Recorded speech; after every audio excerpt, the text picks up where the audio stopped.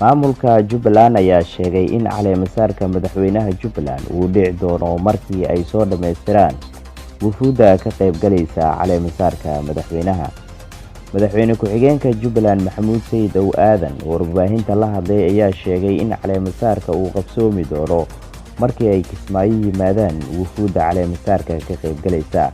caleemasaarka madaxweynaha Jubbaland ayaa markii labaad dib u dhac ku yimid sababo la xiriira xayiraadii dowladda federaalka Soomaaliya ay saartay maamulka Jubbaland. saraakiil ka tirsan hay'adda socdaalka iyo jinsiyadaha iyo ciidanka booliska Soomaaliya ayaa ka qayb galay tababar ku saabsan ka hortagga socdaalka sharci darrada ah ee la xiriira hawada Soomaaliya. tababarkan oo kor loogu qaadayo xirfadda aqooneed ee saraakiishani ayaa waxa uu socon doonaa muddo 5 maalin ah, iyadoo macallimiin Turkiya ay bari doonaan casharo quseeya socdaalka sharci darrada ah.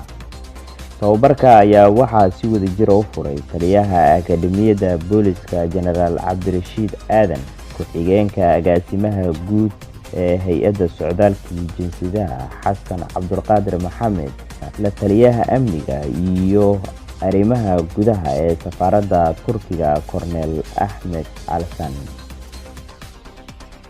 73 milyan dowladda Jarmalka ayaa u ballan qaaday dowladda Soomaaliya in lacagtaasi lagu caawin doono boqolaal qaxooti ah oo ku sugan dalka gudihiisa.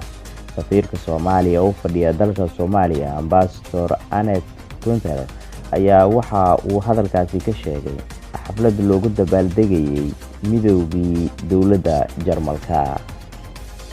wasiir ka tirsan Israa'iil iyo xubno sare oo niisadka baarlamaanka Israa'iil oo ay weheliyaan boqolaal Yahuuda ayaa talaadadii ku qasbay inay galaan masjidka Al-Aqsa ee bariga Qudus oo ay weheliyaan booliska Israa'iil ay gudahana u galeen masjidka.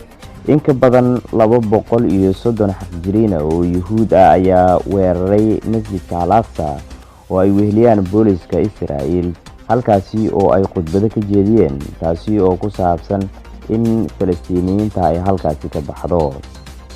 golaha waqooyiga muslimiinta ayaa waxa ay bayaan ay soo saareen ay ku sheegeen in arrintaasi aan loo baahnayn, isla markaasina la ilaaliyo nabadgelyada deegaanka iyo xasiloonida gobolka.